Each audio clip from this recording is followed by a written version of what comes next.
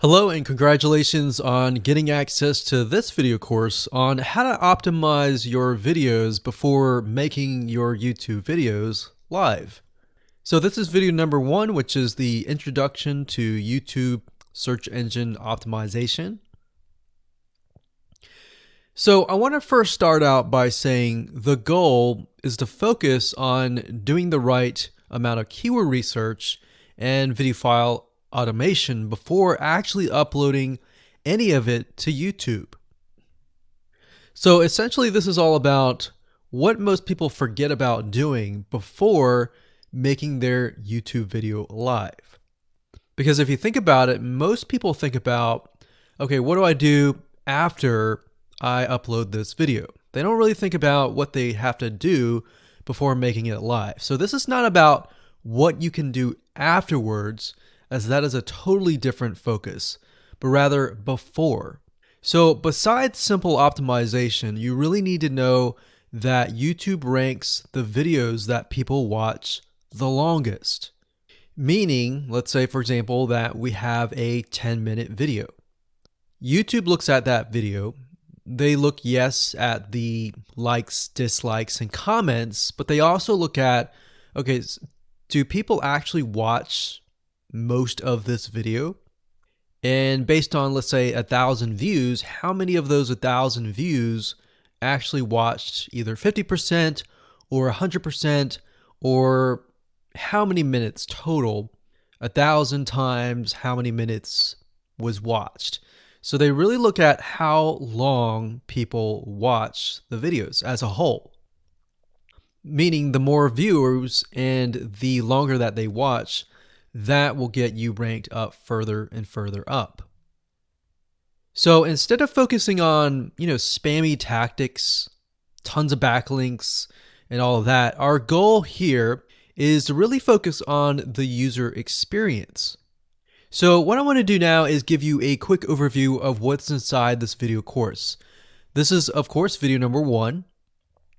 Video number 2 is going to be about competitive research, or in other words, researching your competitors to kind of get a better idea of why YouTube is ranking those videos. Video number 3, we'll talk about highly searched keyword terms and how you can find those for your product or service or whatever you're trying to promote. Video number 4, we'll talk about your title and your description. Video number 5, we'll talk about video file optimization. So we're going to optimize the actual file because each file has essentially information in it. And of course, video number 6, we'll talk about why your thumbnail is important and how to make it professional and good looking. And video number 7, we'll talk about video length and why that matters. We talked briefly about it just now, but I'm going to dive in deeper in that video. And of course, last but not least, I'm going to give you a secret tip on how to outrank your competitors in video number 8. So before we get started, I want to talk about what you need to have in hand. You're definitely going to need your product or service and an idea of the niche that you're targeting. You also need to have a video that is ready to be uploaded. And with that said, let's move on to video number 2. Hello and welcome back. This is video number 2. So let's talk about competitive research. You see, the best way to understand how you can rank better is to know what is already ranking in your niche or your market. So what we want to do here is we want to analyze the videos that are on the top. And I want you to specifically look at what titles, what descriptions are they using, and what thumbnails are they using that are eye-catching. And what is the user experience like when you click through those videos? So let's go ahead and do some competitive research. So for the sake of making sure that we find YouTube videos that actually relate to promoting a product, what I want to do now is just to pick a product out of the blue and let's take a look at YouTube. So one product that I've been using for a while now, which has been really, really awesome, is called the Instant Pot. It's basically a pressure cooker that cooks food at a really fast rate. So what we're going to do is we're going to hop on over to youtube.com and we're going to type in Instant Pot and see what we get. So I'm not going to click enter just yet because I'm interested in getting an idea of what kind of potential keywords that we could rank on, or what potential videos that we can create. And we'll talk more about this in the next video. But for now, let's just do some basic keyword brainstorming and then, of course, do some competitive research. So Instant Pot, we got Instant Pot recipes, we got Instant Pot ribs, Instant Pot roast. So let's just click here and see what we get. Now we can see how to use Instant Pot has 316,000 views right here. Instant Pot chicken, top 6 easiest things to cook in your Instant Pot. Perfect for beginners. All right. So let's just take a look at the top 3. So let's go ahead and open those up. And let's analyze them. So the first one is this one here. And let's pause the video. We'll skip the ad. All right.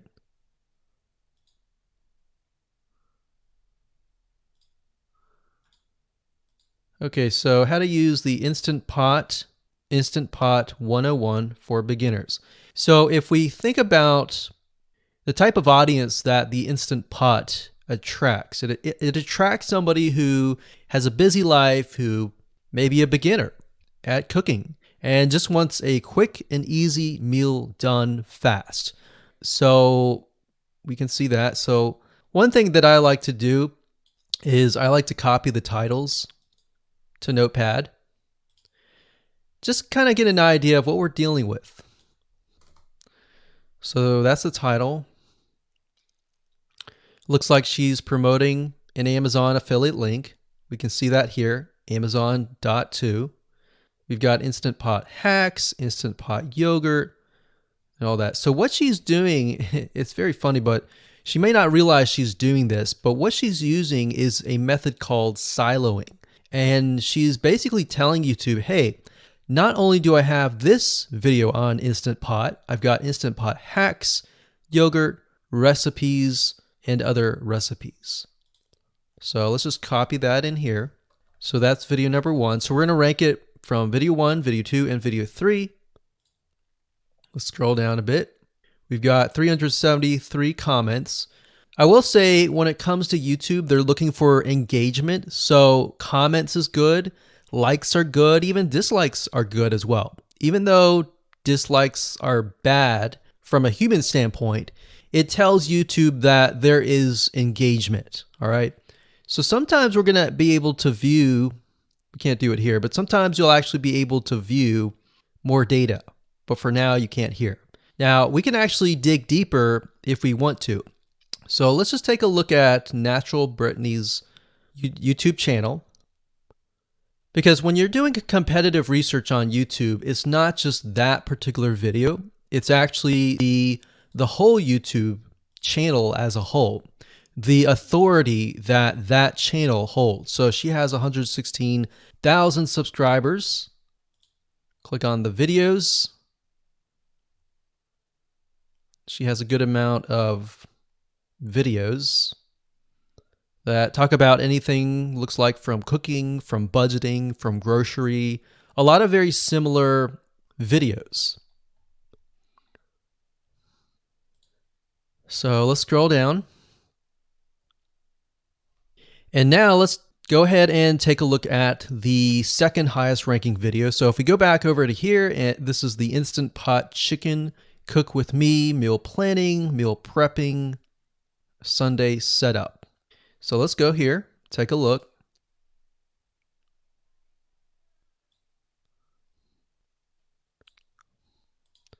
Okay, let's see here. So it's a 20-minute video, all right? And it has 658 likes, 5,000 views. If we take a look at this video here, this has 320,000 views and 7,000 likes.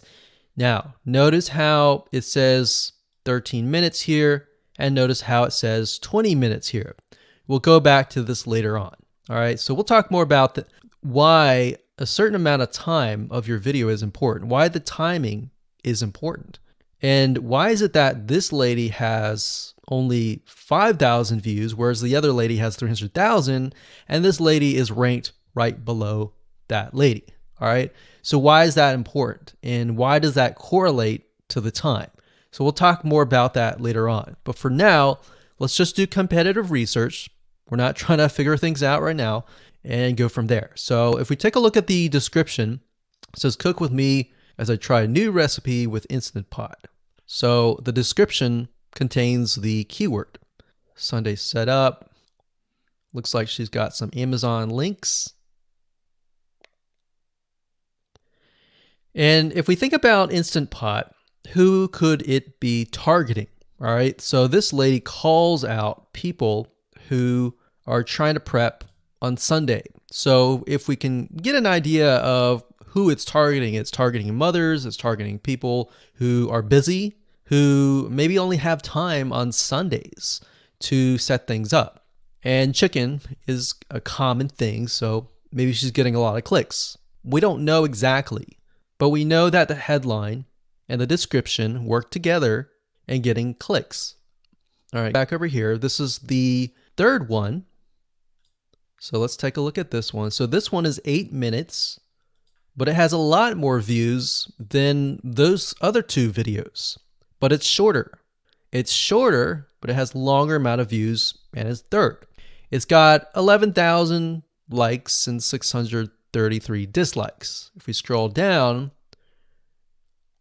we can see that it has more comments than the first one. So why is it that the first one is number one and this one is the third one and it has more views and more comments? Well, we don't know exactly why, but I have a hunch as to why that is, which we'll talk more about ranking and what Google and YouTube is looking for later down the road.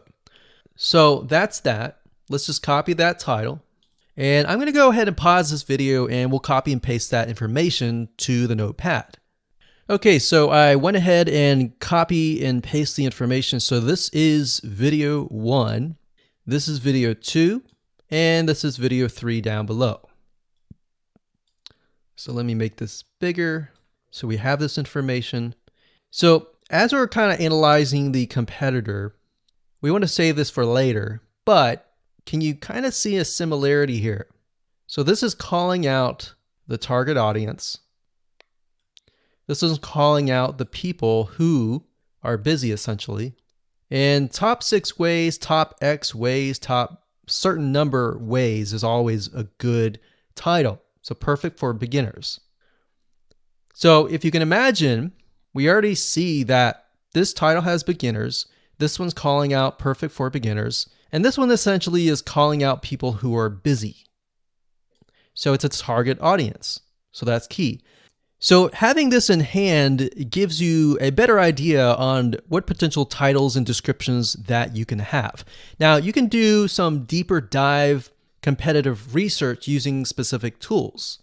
And one specific tool is called Social Blade. So that's socialblade.com, as you can see here. And I like to use this to kind of get a better idea of the YouTube channel as a whole. Because what you're trying to figure out is, did this person rank because their channel as a whole has a lot of traffic? Or did this person rank simply because of the titles and the description? So there's many factors that come involved, but let's take a look at Naturally Brittany. So let's go ahead and copy this. And you basically want to come here and type in the username of the YouTube channel. So we'll go ahead and click this here. Okay, so we can see here that this is Naturally Brittany, 116,000 subscribers. She's got 19 million video views. So that kind of gives us an idea of how easy it is to break through. Is it easy? Is it going to take a little bit work or what? So let's just go ahead and open her up, and let's do the same thing with the other videos. So this one is marriage and motherhood. We got that here. So she has 7 million video views. So it's about half of what we saw earlier. And this one is called Six Sisters Stuff. And this one has about 9 million video views.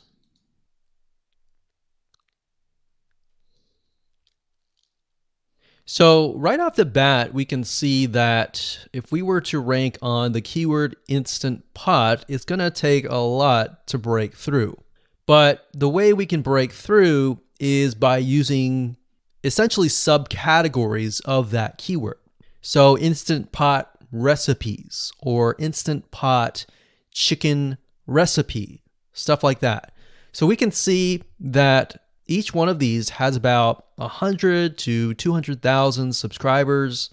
So you're going to have to be competing against that. Now, obviously, if you have a good size YouTube channel, that will usually mean that you can break through fairly easily. But if you're just starting out, then breaking through on that keyword is going to be a little bit more difficult. So the next question is, what keywords should you use? And we'll discuss that in the next video.